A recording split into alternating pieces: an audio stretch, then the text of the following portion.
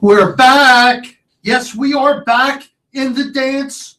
Yeah, we were maybe nailed on the seating, but who cares? I'll tell you about why it's a silver lining in the long run. We're back, and all of a sudden we can't beat Valpo, and we're going to lose to West Virginia, and we're going to lose to Bobby Hurley's Buffalo team. Hogwash. Hogwash. This is a great Maryland team. They are 27-6. They afforded themselves well in their first Big Ten effort. Yeah, they got beat by Tom Izzo and Michigan State. It happens. But I want to tell you, this team is for real, and I can't wait. I'm counting the seconds until 4:40 on Friday afternoon when Maryland, and I like all this negative talk. I love it. It's got to fire up the team somewhat. This is Bruce Posner along with my buddy Wayne Viener. We basically just got back from Chicago and just a first-class tournament all the way. It's a shame the Terps lost, but that's the way it goes. And now getting ready to head to Columbus, Ohio. Let's first talk, Wayne, about the seeding issue. I was in shock, and I'll tell you this much. I'm done with Joe Lunardi. I'm finished with them. Ken Palm, Lunardi, all these guys. They're clowns. They don't know anything more than like a really – I'll take Patrick Stevens' word over theirs any day of the week. Right. We got to talk to Mike DeCourcy on the media bus, and I think his word was pretty accurate. Yeah, he was definitely more accurate. He's, of course, from the Big Ten Network. And we got to meet all the Big Ten Network people. They're great. They love Maryland. And just a great tournament, first class. They handled the media like it was first class. They really had the tickets distributed fairly. I felt like it was sort of the Final Four. I mean, they really did it right. Well, you know what I like? Somehow or another, every game, each team that was playing had its fans on top of the court. Where sometimes it's spread out all over, but you stay there for every game. But here the people move. It was great. Maryland was behind the bench and even in line in the club section or whatever. It was just really done well. They handled the media, 680 media there, and it was just a great day. We had a great time. Unfortunately, we lost. Great win over IU, and fortunately, it did not prevent Indiana from getting a bid to the tournament, although they have a road that makes Maryland's road look like a cupcake with, I think they start with Wichita State, heavy underdogs against them. Let's talk first, all right, about the seeding. So, Wade, we're getting ready to talk about it. I go home, I'll put on the TV, I'm waiting after watching just an incredible Big Ten championship game. Oh, that was a great game. I thought Michigan State had outwilled them at one point, but boy, did Wisconsin roar back at them. There are great teams do come back, and Michigan State, look out. I'm telling you now, look out. So then we see, Kentucky, number 1, and we're waiting for Pittsburgh to see Maryland, number 3. Playing Virginia maybe or whatever, and then all of a sudden Maryland pops up as the number 4 seed or the 16th best team in the country because they're playing the number 1. Some argument that it means they're the 14th, I don't get it. But at first I was upset, as you were. And then the phone rang and Bruce was upset. Right, I was upset. And I saw Valparaiso, they're talking, they got Valpo. Look, we could lose to Valpo. Any of these teams could lose at this level. But the Crusaders, as Valpo is called, Valparaiso, they're ranked number 63 overall in the Pomeroy ranking. And they have their biggest win is against number 69 Green Bay and one against number 73 Murray State. Now, Maryland has beaten Iowa State. They've beaten Wisconsin. They've beaten Michigan State twice. Oklahoma State. Oklahoma State also in the tournament. This goes on and on and on. And all of a sudden, we're going to be lucky to be in the game against Valparaiso. Well, I said DeCourcy was good on the bus. In the media room after Maryland beats Indiana, the last question Turgeon has to answer is from Mike DeCourcy, who says to Mark Turgeon, I hear that Maryland, according to Ken Palm's rating, is the luckiest team in America. Why don't you take the Turgeon role in this? Turgeon said, I'm the luckiest guy in America to have this kind of a team, to have a great family, to work at a great university, He kind of like quelled it, broke up laughing. I'm not sure what lucky. No, Des Wells had a great answer to lucky. Lucky is when you throw a ball 3/4 of the court and it goes in. All right. Lucky is not when you make a miraculous rebound against Northwestern and bank it in at the buzzer. That's not lucky. That's skill. Lucky is not when you're trailing by 3 or 4 with 3 minutes left and you wind up winning by 6. That's not lucky. That's skill. All right. Lucky is not when you go toe-to-toe with Indiana at home and you're fortunate to make your shot, they're unfortunate to miss theirs. That's not lucky. What a bunch of horse manure. No, compared to who we play, we're good. We've got a lot of top wins. The worst loss Maryland has is against number 80 Illinois, and that was in the middle of January. It was by 6 points. Maryland's only lost 2 games this year where the margin was 6 points or less. They won all the rest of them. The 2 losses are at Illinois and Michigan State on Saturday. Maryland makes 2 more shots. You win the game. It was that close. I think the difference against Michigan State was that Maryland has a kid in Mello who has to play 38 minutes a game on the ball. And there's nobody else to really put in for him. Even Dez gets to come out when Nickens goes in. So two things happened against Michigan State. All right. The first thing was, and this really got me, they got all, again, 410-481-1300. I see the phone's ringing if you want to check in. 2 things happened against Michigan State to me that are crucial. Number 1, they got off to too big of a lead. Maryland gets off. Right. Now I'm watching that game and we're up 23-7 or 20-7, and I'm saying Michigan score. This can't happen. And I even talked to Izzo about it afterwards. He said the worst thing in the world is to get off to a huge lead against a good team because everybody relaxes. The other team comes back. You knew Michigan State was going to come back. Maryland was not going to win that game by 30 points, just like Michigan went to beat Maryland by 30 points. They come back, and all of a sudden Maryland's a little bit disheartened, and that's that. The second thing that happened, Maryland had 3 threes go around the rim, in and out. Now, that's not an excuse. That's just part of the game. It happened. And had those shots fallen, Pack had 1, Mello had 2. And that's it. A couple shots down the wire. They had, and then what's his name? Smotrich missed that jumper. Yep, yeah, the 12-foot jumper. So the game ends, and I got one other story I wanted to bring up. I'm going to skip it for now. Your phone's blowing up. Everybody complaining about these fouls. And I was at the other end of the court when most of these fouls were called against Maryland. Maybe it could have gone. The refs missed a walk on Travis Trice. But what's your opinion on these calls? Let's not talk about it. I mean, the days of blaming games on calls are over. Maryland, I mean, I've stopped doing it years ago. You hear people screaming and hollering. There were so many. Let me tell you, in that game against Michigan State, this is no exaggeration. Every play underneath, you could have called a foul. It was so rough. It was so bloody down there that every call is a subjective judgment call. Now, Dez had a clean block. Was it Dez? Dez had a clean block and a breakout shot. And Trice traveled. But come on, how many things happened with Maryland?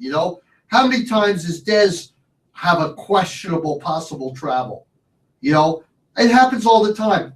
That's no reason we lost the game. We had opportunities to win. We did. There was a million plays in that game that went one way or the other. I will not ever pin a game on referees. It's just not. It's not the way to go. Nothing is sour grapes. It works both ways. Of course, when you watch Izzo, the greatest facial expressions I've ever seen. Yeah. All right. The entire game, nothing but heavyweight. He is interesting. And before I got to meet him, I didn't like him, and it really came down to that one big game where Maryland and Gravis and those guys lost. Oh, you mean the can't talk about the fake timeout? The fake timeout. Duck play. Yeah. That's what he calls it. But boy, I had it in for those guys until I actually met Izzo, and he's as genuine and funny and engaging as anybody you'd want to meet. So I'm actually, I guess I'm going to root for Michigan State for a little bit, rooting for the Big Ten, and hoping they get all the way to the East Final or the Final Four or wherever they're headed. Yeah, and it's a funny thing that That's the spirit you heard at the games. You know, when a team lost and they were down by 15, and you used to go to Greensboro, what do you hear? Drive home safely. Right. All right. I mean, all the usual insulting rants. It's not like that at the Big Ten. There's kind of like a camaraderie of rooting for everybody. Although I hear Michigan State gets a little nasty. Yeah, that's what we were told. This is Wayne Viener with Bruce Posner. You're listening to Coons Ford presents Terp Talk this Wednesday. So we're going to do the brackets up front, or we're going to wait till the end? We'll wait till the end. We'll do the brackets with Freddie if we can get him on the air, the last segment. But let's continue on with Valparaiso. And here's the silver lining. So Maryland has to play Valparaiso, and really a game I don't want to play, should they be fortunate to advance to the second round, would be a game against West Virginia.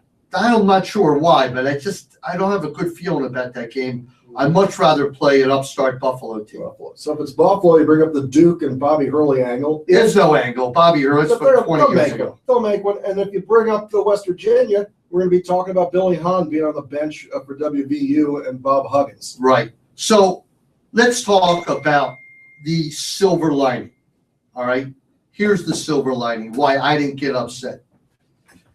If you all remember a guy by the name of Ric Flair, one of the great wrestlers of all time, he had a saying, all right, to be the man, you've got to beat the man. And the University of Maryland will have an opportunity to truly shock the world. And yes, if they get to the Sweet 16 and play Kentucky, it might be remote. It might be 12-1. It might be 15-1. But don't think for a second that this Kentucky team is invincible, because they are not. They are not invincible. They're only tough for Maryland inside with the kid Towns and with Cauley Stein. That's where Maryland's going to have some trouble. But I have to tell you, Dez and Mello have driven the hole against every team this year. They drove the hole against who's probably going to be the NCAA Player of the Year, Frank Kaminsky. They drove the hole against Hammonds from Purdue. They drove the hole against everybody. Are they scared of them? No. Is it possible Jaron Nickens could get hot from the outside? Oh, I hope so. Is it possible Mello could start out on fire? All I'm saying is this. If you think that Kentucky is invincible, you did not watch Kentucky play every game. No, there were certainly games they were in. Now, here's my take. Maryland gets to play in Kentucky in Cleveland next Thursday. Maryland loses by 30. Everybody's going to go, well, Kentucky's really good, and Maryland was pretty good. If Maryland's close and loses, they're going to say, hey, Maryland's a top 10 team next year. My take on it is if Maryland beats Kentucky, all we're going to hear is, well, Kentucky had a bad game. No. Oh, come on, Bruce. No. If Maryland beats Kentucky, it will go down as one of the great upsets. Even though ranking, it's not an upset. 4-1. Maryland beat Stanford to get to the Final Four. 4-1. And 4-1. But this is different. This is an undefeated team that's being heralded as 10 future NBA players with the Harrison twins, with this guy, I think it's Euless coming, Right. Who's now semi-starting. They've got it. They're deep from 1 to 10. And it will be Maryland's biggest win, maybe ever. Oh, my goodness. Maybe They won ever. the national championship. Ever. Come on. I'm telling you right now that this one will weigh a ton for Coach Turgeon, for recruiting, for everything else. And I want that opportunity. I want that chance to play Kentucky, because you're not going to win a title if you don't beat Kentucky. And you're not going to be, until you do that, the other games seem superfluous. I want the shot against Kentucky. I believe the playoff committee did us a favor. I want to play Kentucky. It's going to be in Cleveland, and I would crawl there to see that game. Okay, that's a dig against me, who said I might not make it to Cleveland on Thursday. I will crawl there. Well, I'll fly. I'll meet you at the airport. I will crawl there if I have to watch Maryland play Kentucky. because you know what? You just don't know what can happen. And it's that simple. You don't know. And, with Melo, in my opinion, now you all can call me up and say I'm crazy. Maryland enters that game with the best guard on the court. Oh, I would like a shot at the Harrison twins. All right. Well, unfortunately, there's 2 Harrison twins and there's 1 Melo. Yeah. All right. And Melo will have to play 39 minutes at point. We can't guard them both. But here's the thing. Pat can play some defense. Pat can play defense. I don't know where they'll put Dez. I don't know who they're. What I guess is you've got all those fouls to use against Kentucky. We're going to use 30 seconds of the clock. This is so wrong talking about this game, but. Yeah, well, it's not like we're looking ahead or anything. Well, I'm not looking ahead, but I don't want people out there to be upset. Oh, we got a bad break. We didn't get a bad break playing Kentucky. We got the best break. We got the best break. And I just heard President Obama say, look, Maryland will get to the Sweet 16, but that's where it ends. And everybody says that. Okay. If it ends the Sweet 16, even though the season's a rousing success. All right, if you lose to Kentucky by 25, it's not bad. It's not the end of the world. But you have a chance, all right, to play a team that will be 35-0, something like that, 36-0. And Lord knows, you pull that upset, all right, and Diamond Stone will come running to the University of Maryland. Now you got me smiling. So I'm after Diamond Stone. We need another center. We need a big. Hopefully he comes our way. So what do you think the chances are Maryland gets out of this weekend with Sweet 16? 10 being you're guarantee it, 1 being they're not going to make it out of this weekend. 70% chance. All right. I can't see him losing to Valparaiso. I really can't. It could happen. I mean, but that next game is going to be tough if it's West Virginia. I agree. West Virginia's look, they've had some big wins, but when I watch West Virginia on TV, they're getting blown out by Baylor, they're getting blown out by Iowa State. I haven't seen West Virginia play a good game. I know they have a pretty good record. But, hey. Their superstars injured a little bit. But let's worry about that. We'll be able to scout them on Friday at 2:20, which is the first game. Absolutely. So, for those who haven't done so, you got to go on TerpTalk.com. We've got all the video up, some of the pictures from Chicago. And in fact, if you want to watch us on the radio, which is a popular thing to do, this show will be live right after we get finished here on the air. Bruce, you get that posted up on TerpTalk.com. Right. It'll be replayed. And, of course, Wayne's out there doing an unbelievable job photographing at the game, taking his video streams and his photo streams. And I'm out there tweeting, except in Michigan State, I got too nervous. People said, why did you stop tweeting? So Bruce, I got wrapped up in the game. I could not type it, afraid I couldn't watch it.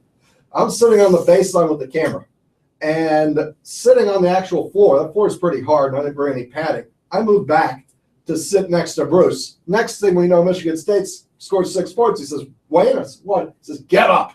You got to go back there. We're losing. So I went back, and we got the lead again. And somewhere down at the end, I get a tweet. It's okay to come back now. Yeah, so when it was close. What kind of stool do they give you? They gave us a little fold-out platform stool to sit on. But if you're fortunate enough that you actually get the number 1 draw there, you get to sit on the floor right at the baseline with your camera and take pictures. Right. I just didn't know that's where I was going to be. Other guys bring something to sit on, knee pads, something like that. So you'll bring a pad this week. I'll just ask to sit in the back. It's easier. Right. I'm not really a pro photographer. I just play like I am. And you almost had Smotrich almost decked you, right? He nailed the guy next to me. In Indiana, the ball goes out of bounds early in the game, goes flying by me. It happened so fast I couldn't react. He rams the guy next to me, kicks into him, and breaks his camera lens. Tell everybody how the media was treated by the Big Ten. I think it was fantastic. I felt like they personally cared whether I had a good time. And maybe it's just because they're Midwest nice. It's the nicest group of people that I've run into as far as sports fans. They made sure we had enough to eat. We had enough to drink. They made sure we were happy with where we were sitting. They really access 100%, except you can't take any pictures of the press conference. No, on the sidelines when you see the Big Ten. You can't. All right, we went way past. We got to hit the break. This is Bruce Posner. You're listening to Coons Ford Terp Talk. We'll be back in a few minutes here on CBS Sports Radio 1300. Call Dennis.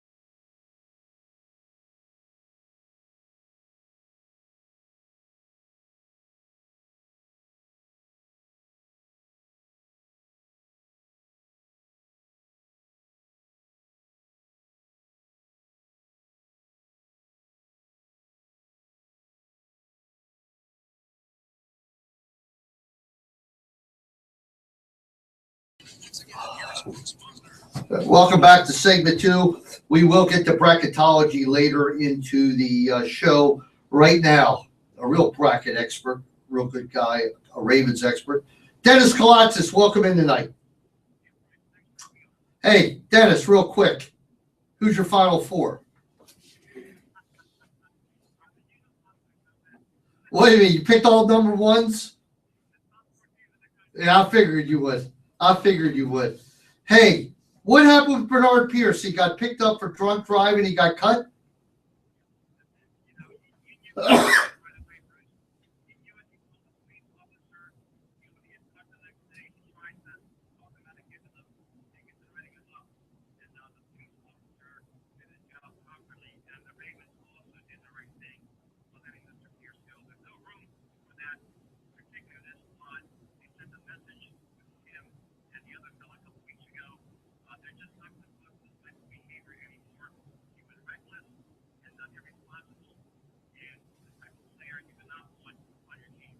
Wow, they really are cracking the whip these days with any kind of violations like that.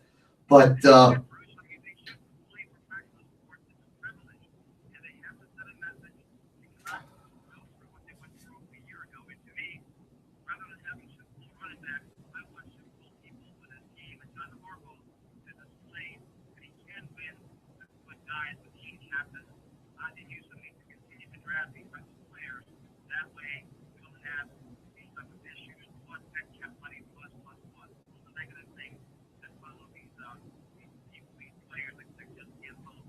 since we last talked, they did sign Justin Forsett for what you and me believe was the steal of the century, and 3 years, $9 million.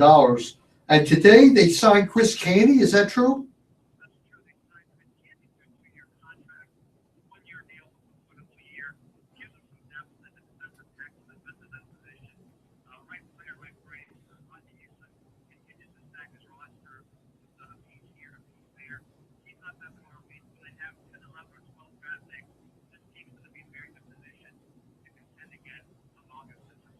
Tell me about Kendrick Lewis a little bit.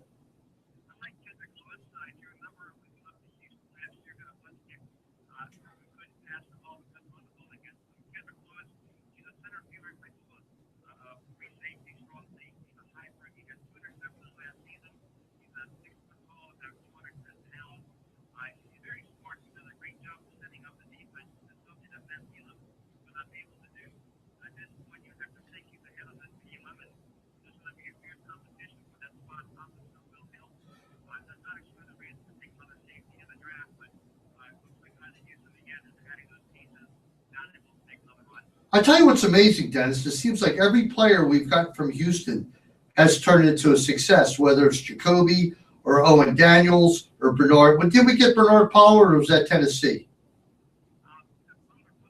He was from Houston.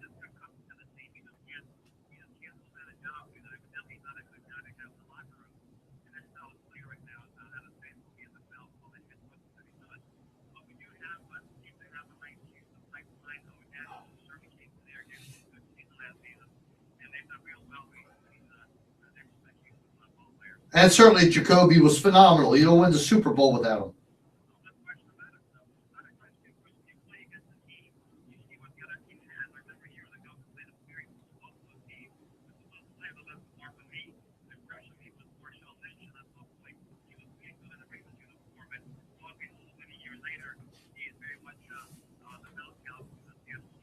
You know, Dennis, if you go to YouTube and you punch in Seattle Buffalo, they have about 100 different shots of Seattle fans when they lost the game or when the ball was intercepted.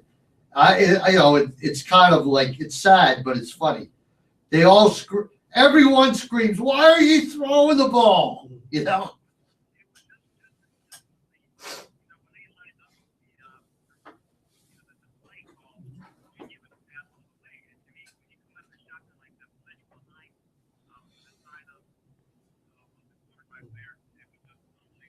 Dennis, tell us what's going on at Coons Ford. I know you still have all your special deals, your 0%, and what a lineup of cars you have.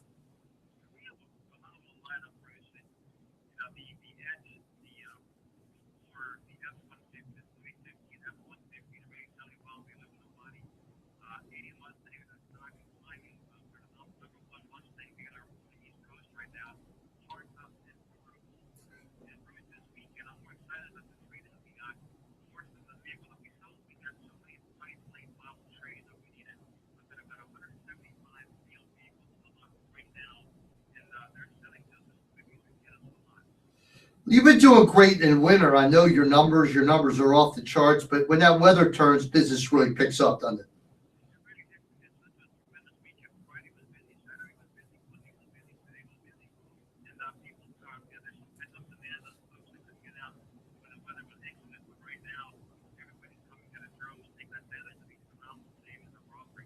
And most important of all, I got to bring my car in for service probably early next week. Phenomenal service department, body shop, parts department. Everybody in the back end is just phenomenal at Coons Ford.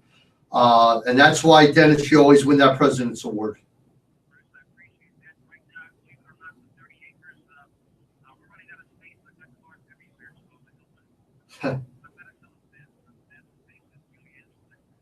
Alrighty, Dennis. Again, listen to Dennis on the Sunday Sports Voice or go to his website at sundaysportsvoice.com. Dennis, as always, it's a pleasure. Alrighty. Speaking of the Terps, men's and women's, the men's rose to number 5 in the nation in lacrosse on the back of Charlie Raffa coming back into prominence as he's gotten around this clamp rule in lacrosse where you can't put the ball in the back of the stick. And last week against Villanova, 13 out of 16, Wayne. Hey, Villanova was a highly rated team. So we're in Chicago. We're sitting in the first row at half court to watch a basketball game. Bruce says, "Do you know the Wi-Fi password?" I said, "We're at the game. What do you want it?" Said, "I got to watch a lacrosse game." I said, "We're in Chicago to watch a basketball game." He goes, "I'm the only guy here who wants to watch a lacrosse game. Find me the password." So eventually Bruce got to see part of the lacrosse game, but I guarantee you the 20,000 people in that stadium, there was one guy watching the Maryland lacrosse game, and I'm looking at him right now. Yeah, well, I wanted to see it. And, of course, the women, Kathy Reese got her 200th victory, all right, and they defeated Florida 16-6, and they remain undefeated, number 1 in the nation. And Brenda, what can we say? I looked at her draw. She didn't get any favors either, even though number 1 in the West. Number 1 in the West, but the first 2 games are at College Park, and they play New Mexico, and then they have to play a rather, if form holds, they're playing an undefeated Princeton team that nobody knows much about except they're 31-0. Well, they're 31-0, and if anybody feels like they got screwed by the NCAA committee, imagine being undefeated, and in your second game in the tournament, you got to go to Maryland. At Maryland to play Maryland. It is kind of like, wow. But I'm anxious to see. We'll be home for that game. So Monday night, 6:30, should Maryland and Princeton advance. I'm interested to see if South Carolina, who's had a really good season, is tournament ready in the women's bracket. I got some friends who are. Who's considered a bigger lock? Kentucky or UConn? This year, I'm going to go with Kentucky. Yeah, I think so. But we'll see. We'll talk bracketology when we come back. Take another close look at Valparaiso. This is Bruce Posner, along with Wayne Viener. We'll be back in a few minutes here on CBS Sports Radio, 1300.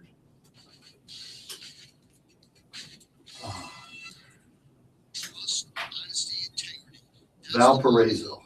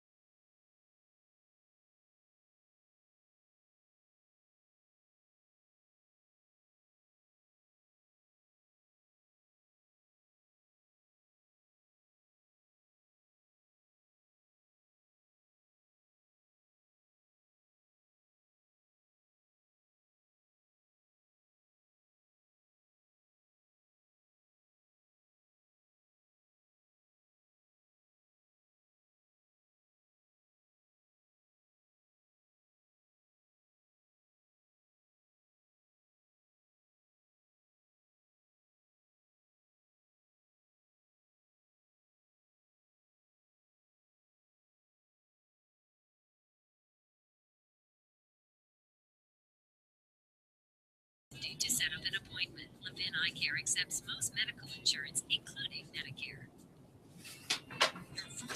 So if you take us out of our bracket, the only way that we get to face an ACC team would be North Carolina in the Final Four on our side, or somebody in the championship on the other side. They really, of course, it's just the way it worked out, right? Yeah. And Carolina's the only ACC team in the West bracket. How many teams made it from the ACC? 5? There's none in the Midwest. It's Carolina State, Duke, Virginia, and Louisville. No matter how great they were, Pitt didn't make it. Syracuse Pitt was lost banned. last night to GW. At Pitt. I was rooting for G-Dub because I really like Lonergan. Something happened to Turgeon. Lonergan would be my number one guy right off the bat. I fell asleep at about either 1 minute, probably about 5:59 last night. What time? 5:59. I had something to eat. I was going to get a haircut last night. So I'll just sit here and watch. What time did you wake up? About 9. I went upstairs, went back to bed, and I was just done. So I gotta either pack tonight or pack tomorrow morning. And I got my last meeting starts at 6:10. As soon as that's over, I'm out of here.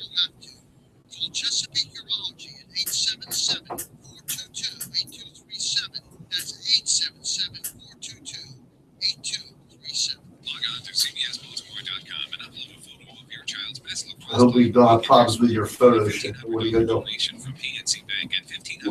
You're right, Zach will do something.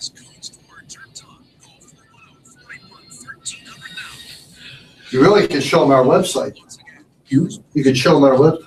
Back here on segment 3, I just had my friend Chuck Rosolio call me or text me and say that he's picking Maryland against Duke in the finals.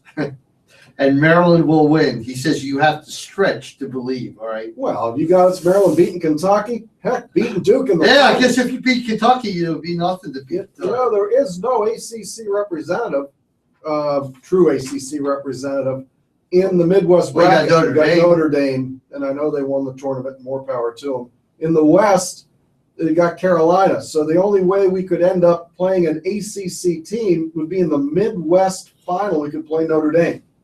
And if we got out of that to the Final Four, the Midwest plays the West, we could play Carolina. Other than that, the entire ACC is in the East and South, which is the other side of the bracket. But hey, that's enough ACC talk. That's in the rearview mirror.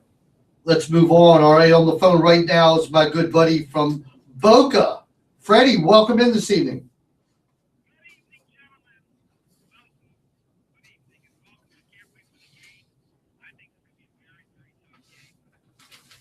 Tell us a little bit about Valparaiso, as you say. Okay, I got it now. All right.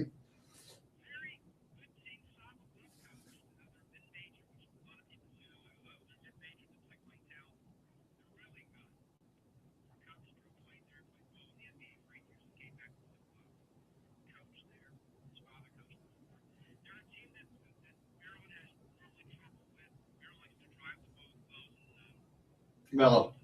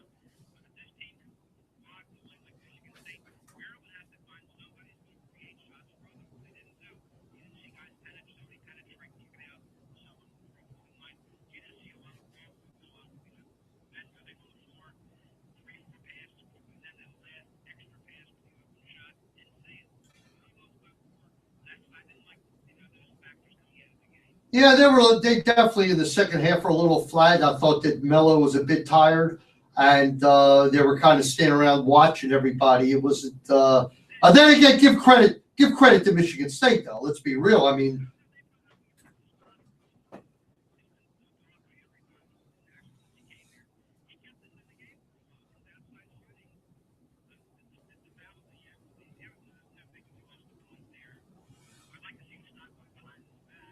yeah, where did he pick up that behind the back dribble?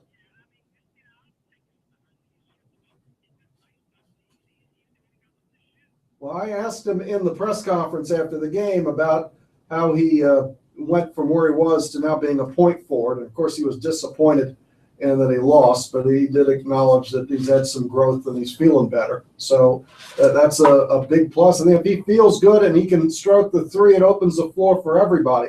The tournament's set up here where you don't play every day. Maryland plays Friday and then Sunday.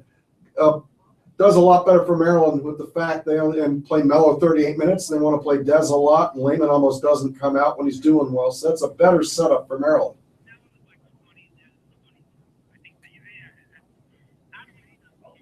Yeah, but when you see it, I agree. I mean, you hear a lot about it, but I think the pressure.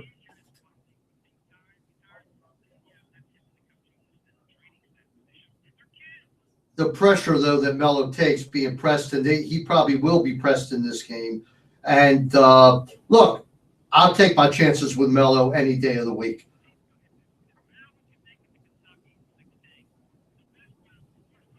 I agree. It's funny, Freddie. I said the same thing on the first segment, that Melo is the best guard on the court. Well, maybe you could.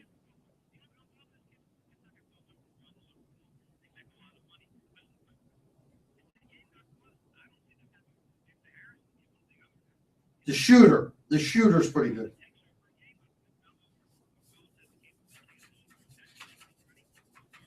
Freddie, I want that game so bad, and I think we talked about it earlier in the week that you're right. It's a number 4 against the number 1. It's not a 16 against the 1.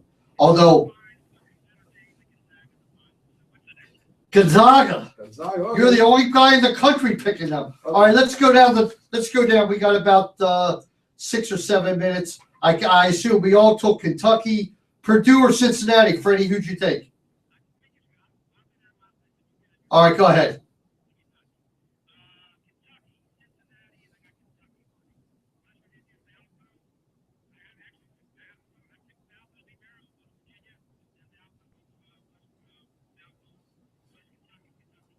Obviously.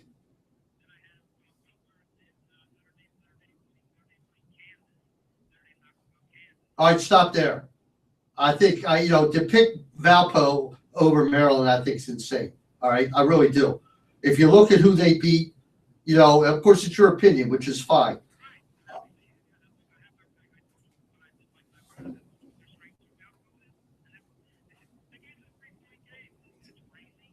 It's down to 3. It was 5. 5 point, yeah. No, I agree. A 5-point game indicates that it's going to be a close game. But I just look at who Valpo plays, who Maryland plays. There's no comparison. I look at. Well, they don't. Okay. And all right, you're entitled. For those at home who want to pick against Freddie and his world famous opinion, you can go on TerpTalk.com right now. We know that. We know. And put your own picks in. And our bracket challenge, we have our bracketologists back in the Rockville headquarters who set this up. So thanks to Jordan and Mason who are running our bracket pool this year. And we have a record amount of people so far. And remember, go to TerpTalk.com. You'll see it listed. I'll have it up again tonight. You got till noon tomorrow, correct? That's right. To get your brackets in. And there will be a first prize. Undecided yet what it'll be, but there will be a first prize as I try and get my title back after I lost it last year. I think I lost my bracketology degree. I don't watch enough of these games. You're still an official bracketologist, aren't you, Bruce? Yes, for sure. Anyway, we all agree Kentucky advances to the Final Four. There's little. Who'd you pick? You picked Notre Dame. Well, it can happen. It can happen.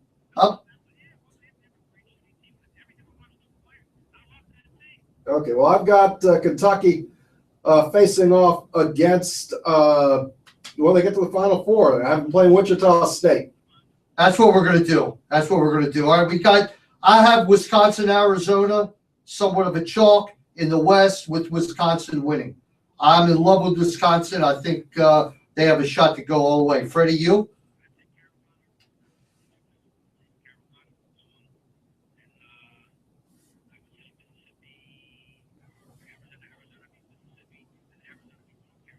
So you got Arizona against Notre Dame. I've got Wisconsin, Kentucky. Those are my only two chalks. Wayne? I've got Arizona over Wisconsin. It's an Arizona-Kentucky Final Four. Move to the other side of the bracket.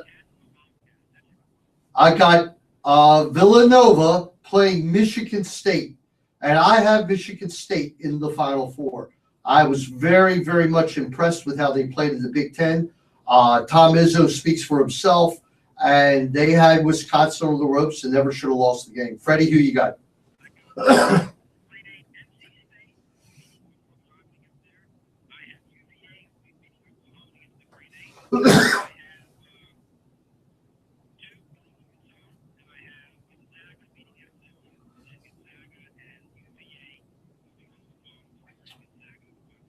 And Wayne, you got? Well, I spent too much time with Bruce. We did not share these notes. I've got Villanova and MSU, and Michigan State taking it to a Final Four berth.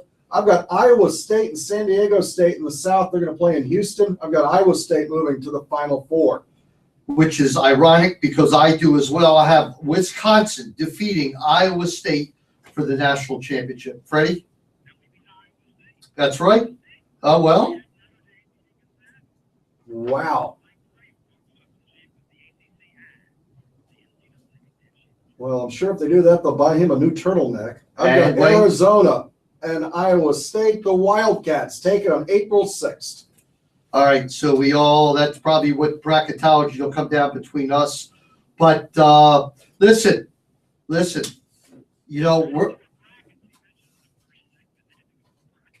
put it on TerpTalk, all right? And you'll get the fray and you'll get bragging rights, all right? I think if you're in Boca, you have to have the bracket up by 4:30. It's the early bird special. Oh, that's right. That's right. You have to try it again tomorrow. Very, very good. Freddie, the women, quick prediction. Look, I think they got a darn good shot to get to the Final Four. Their tough game is against Tennessee, and of course, then they'd have to face UConn, and we don't even want to talk about that. But is there any way they could beat UConn? We say, is there any way the men could beat Kentucky?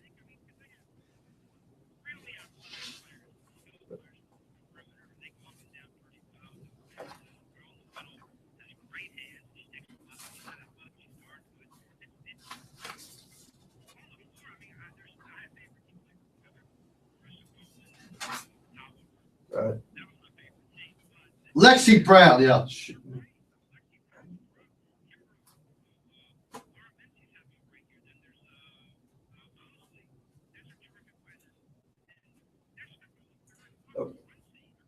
Go ahead, Wayne. Before we wrap up, I'm just going to tell my enduring story of going to Chicago. I am waiting after Maryland lost to Michigan State. And I'm waiting for Bruce to come back to the media room, and he's gone for forever. He walks in, he says, "Are you ready to shoot the post-game show?" I say, "Yes." I say, "Where were you?" He says, "Oh, I just spent 5 minutes with Tom Izzo. He was talking about the game with me." Yeah, Tom Izzo, what a great guy, Freddie. I know him through Dane Fife, of course, who was my son's roommate in college. And Tom Izzo said Maryland's problem today was they got off to too big of a lead. All right, and you almost can see that. Because you get off that lead, you get overconfident, and before you knew it, Michigan.